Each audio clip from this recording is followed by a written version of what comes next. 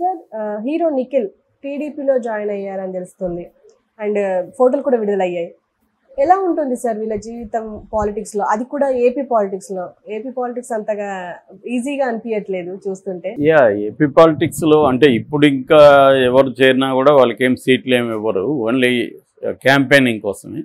ముందు నుంచి కూడా తెలుగుదేశానికి సినిమా ఇండస్ట్రీ ప్రధానంగా తెలుగుదేశం వైపే ఉంది ముందు నుంచి కూడా. ఎందుకంటే ఎన్టీ రామారావు సినిమా రంగం నుంచి వెళ్ళడం, ఆయన కొంతమందిని ఆహ్వానించడం, అలాగా అప్పటి నుంచి చాలామంది ఉన్నారు. దాని తర్వాత వేరే పార్టీలో కూడా కృష్ణరాజు కావచ్చు, అంతకుముందు ప్రభాకర్ రెడ్డి కావచ్చు, కోట శ్రీనివాసరావు కావచ్చు, తర్వాత కృష్ణ రాజీవ్ గాంధీకి అత్యంత సన్నిహితుడు, అందువల్ల కృష్ణ కూడా కంటెస్ట్ చేశాడు, ఆయన క్యాంపెయిన్ చేశారు, అలాగా ఉన్నారు. సో పాలిటిక్స్లో ఇంకా విమెన్కి సంబంధించి జయప్రద ఉన్నారు, జయసుధ జాయిన్ అయ్యారు, విజయశాంతి, ఇలాగా రోజా అయితే ఇంకా అందరికి తెలుసు. సినిమా రంగంకి ఆంధ్రప్రదేశ్ రాజకీయాలకి అవినాభావ సంబంధాలు అయితే ఉన్నాయి. అది సౌత్ ఇండియాలో చెన్నైతో స్టార్ట్ అయింది, తమిళనాడుతో పాలిటిక్స్. ఎందుకంటే తమిళనాడులో మనకంటే కూడా వాళ్ళకి ద్రవిడ ఉద్యమమే సినిమా అండ్ రాజకీయాలు రెండు కూడా ద్రవిడ ఉద్యమం చేసింది. అందువల్ల మనకంటే కూడా ముందు, మనకు కూడా రాజకీయాలు నేషనలిస్ట్ పాలిటిక్స్ అంటారు, అంటే జాతీయ ఉద్యమ రాజకీయాలు మనకు కూడా ఉన్నది. అప్పట్లోనే రైతు బిడ్డ అని 1939లో వచ్చిన సినిమాని బ్యాన్ చేశారు ఇక్కడ. సో అలాగా రాజకీయాలకు సినిమాలకు మధ్య అవినాభావ సంబంధం ఉంది. ఆంధ్రప్రదేశ్లో అది ఇంకా స్ట్రాంగ్గా ఉంది. ఎన్టీఆర్ తర్వాత అది బాగా పెరిగింది, కాన్షియస్గా పెరిగింది. దాని తర్వాత చిరంజీవి గారు పార్టీ పెట్టడం, పవన్ కళ్యాణ్ రావడం, సో అలా కంటిన్యూ అవుతుంది.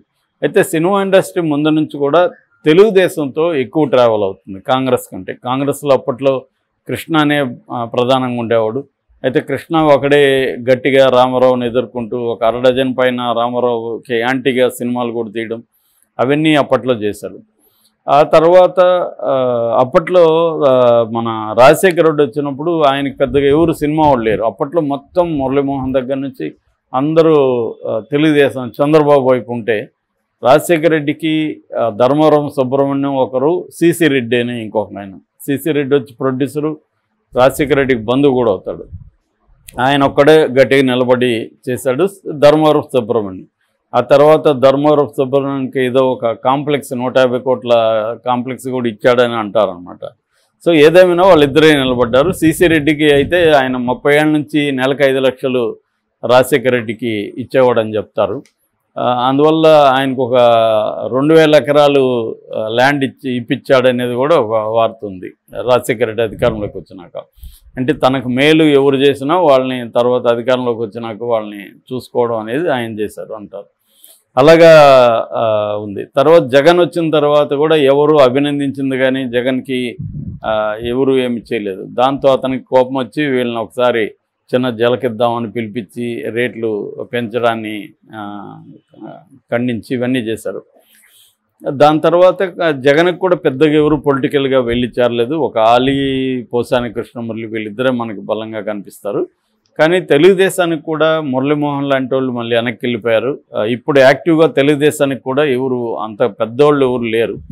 అయితే పవన్ కళ్యాణ్కి ఇప్పుడున్న ఐడియా ఏమంటే తన వైపు నుంచి కొంతమంది సినిమా వాళ్ళని పిలుద్దామని ఉంది. అందుకని మన ముఖ్యంగా ఆ కాంపౌండ్లోనే 1 డజన్ మంది ఉన్నారు కదా హీరోలు, మెగా కాంపౌండ్లో. సో వాళ్ళల్లో కొంతమంది ఇంట్రెస్ట్ ఉండేవాళ్ళని, వరుణ్ తేజ్ ఆల్రెడీ వెళ్తానని చెప్పాడు, రామ్ చరణ్ తేజ్ నేను వెళ్తానని చెప్పాడు. ఇలాగా వాళ్ళని దించే అవకాశం కనిపిస్తుంది. ఆల్రెడీ నీహారిక కూడా తిరుపతి నుంచి కంటెస్ట్ కూడా చేస్తుందన్నారు. మళ్ళీ ఏమో కంటెస్ట్ లేదు కానీ తను క్యాంపెయిన్కి వెళ్ళే అవకాశం ఉంది. సో వీళ్ళందరినీ ఏంటంటే షార్ట్ ఇంకా ఎన్నికల దగ్గరికి ఒక 20 డేస్ అలా ఉన్నప్పుడు వీళ్ళని రంగంలోకి దించితే అది ఫ్రెష్గా ఉంటుంది మెమరీ ప్రజల్లో అన్న ఒక ప్లాన్ అయితే కనిపిస్తుంది. సో ఈ కాంటెక్స్ట్లో తెలుగుదేశం నుంచి కూడా కొంతమందిని రంగంలోకి దించాలి. ఆల్రెడీ తెలుగుదేశానికి సంబంధించి కూడా నారా రోహిత్ ఎట్లాగో వాళ్ళ మనిషి, చంద్రబాబు నాయుడు తమ్ముడు కొడుకు, రామ్మూర్తి నాయుడు కొడుకు. సో అతను వెళ్ళే అవకాశం ఉంది. ఇంకొంతమంది తెలుగుదేశం నుంచి కూడా రంగంలోకి దిగే అవకాశం ఉంది. నిజానికి కూటమికే స్టార్ క్యాంపెయినర్స్ ఎక్కువ ఉన్నారు. పవన్ కళ్యాణ్ కావచ్చు, తర్వాత సినిమా వాళ్ళు అనేక మంది వచ్చే అవకాశం ఉంది. అనసూయ కూడా మన స్టేట్మెంట్ ఇచ్చింది, పవన్ కళ్యాణ్ పిలిస్తే వెళ్తానని.